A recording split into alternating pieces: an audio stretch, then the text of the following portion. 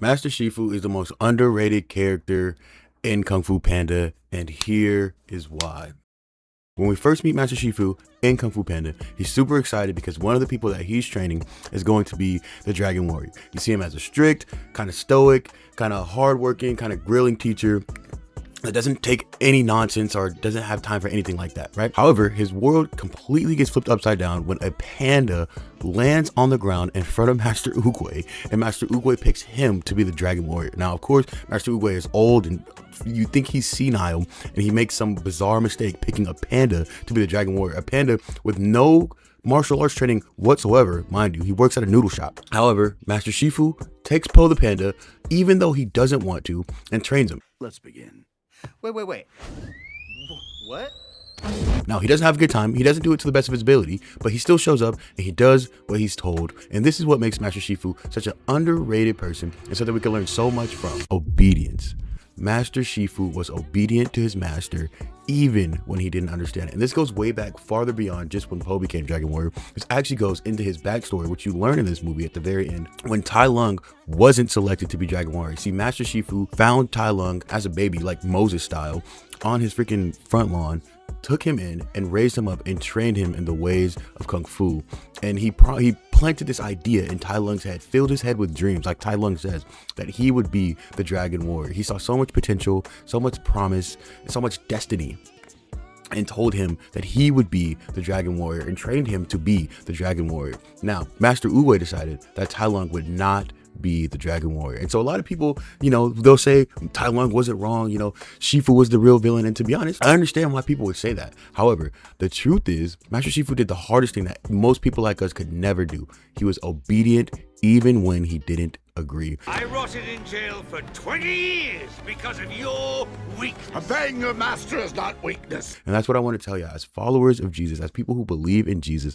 When God tells us to do something, or God created this world, or even it doesn't have to be a spiritual, like God told us something, but like even in the Bible, sometimes we're going to see things that we don't agree with, but we must be obedient to. And you'll see why in a second. Because Tai Lung gets beat by Master Oogway, which tells you a lot, right? The guy who's choosing the Dragon Warrior one-shot Tai Lung and made the choice that he's not Dragon Warrior, and proved it in that moment, by the way. When you go up against a person making the decisions, you better be able to beat him, right? But Tai Lung couldn't, and he ended up in prison. So fast forward, we're back. Master Shifu is with this dumb panda, and he's training him on how to fight in Kung Fu, and he's covering no ground. Po's getting tossed around by all the Furious Five, and Master Shifu kind of just wants him to give up at this point. And this is a key thing about obedience. Obedience doesn't mean that you have a good attitude about it. It means you're doing it anyway.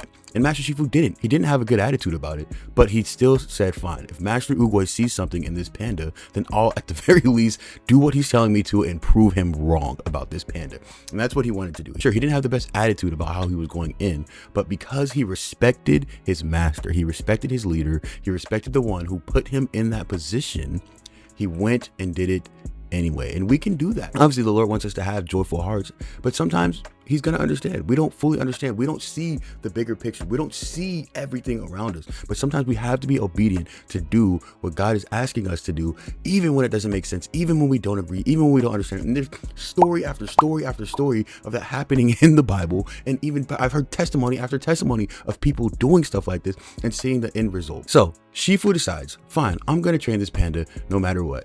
And he eventually saw a little bit of hope. It was when Po was trying to sneak in and break in and get all the snacks. So once Shifu sees a little bit of potential, he's like, okay, I'm bought in. And he trains this guy, and he trains Po to fight Kung Fu. Once Po was finally ready to fight Tai Lung, you have this clash between Shifu and Tai Lung. And it's beautiful imagery. Shifu seeing the one that he wanted more than anything, the one he wanted more than anything, more than anyone, more than anything else in the world. He just wanted to see his pupil, his son, who he raised up, become the Dragon Warrior. But because he was obedient to Oogway, even when he didn't agree with him, he saw the truth that Tai Lung was not worthy of that title, that he broke out and became evil, and he was selfish and prideful, and that's why he was where he was. And he'd come back to take by force what he should have been gifted and accepted and received. So then at the end of the movie, in an awesome and goofy and funny fight, we see Po fight Tai Lung in the weirdest way possible and win and defeat him with the secret technique that no one knows, the whooshy finger hold. Skadoosh.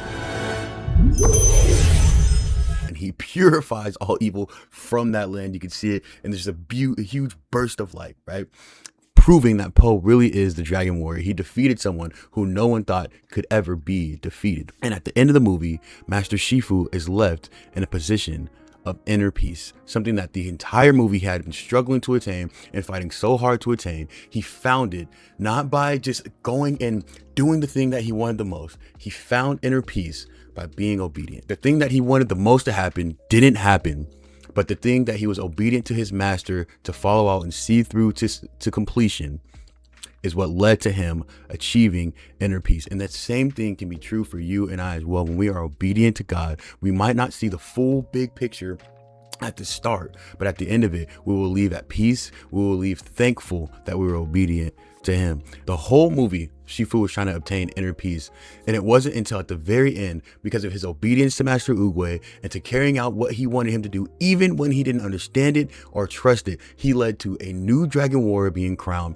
China being protected and saved, and himself experiencing inner peace. That's the thing. Our obedience doesn't just affect ourselves. It affects everyone else. It affects everyone around you. If you can learn to be obedient to God and obedient to his will and what he wants for us, it's not only going to transform you, but it's going to transform the people around you. It's going to empower people around you to become greater than themselves as well. And it's going to heal and save the hearts of so many other people just because of your faithfulness to him.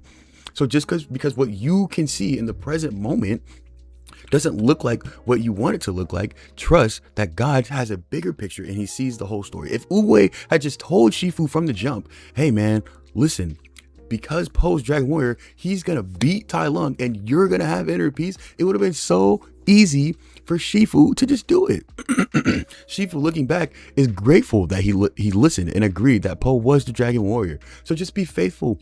Trust that God sees the entire picture, and when God is saying something and asking us to do something, it's because he knows what's best and what's not best. So at the end of all this, I hope you just heard that obedience leads not just to inner peace, but obedience leads us onto the path of whatever it is we are actually looking for, whatever it is we think we're looking for, and whatever ways we're trying to pursue that means to get to that end is never going to be as sufficient as being obedient to what God commands of us. So listen to him. He will never steer you in the wrong direction. And even if it feels like it's the wrong direction, it's actually the right path to where you actually want to go. So thanks for watching this video.